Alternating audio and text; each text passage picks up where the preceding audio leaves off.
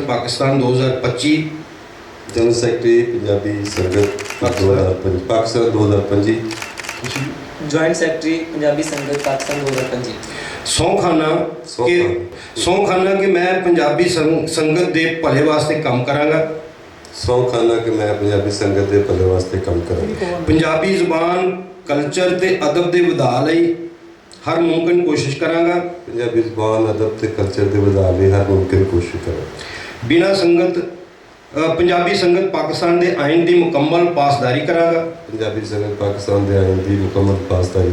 मैं बतौर general secretary general secretary 2025 अपने टन्योर अंदर किसी भी सियासी हुकूमती धड़े ते जमात नूं पंजाबी संगत ते असरअंदाज नहीं होने देंगा, ना ही जाती माली फायदा चुकांगा। जे मैं इस सौं तो फिरां या रला करां ते संगत तो वांझिया जाऊं। संगत तो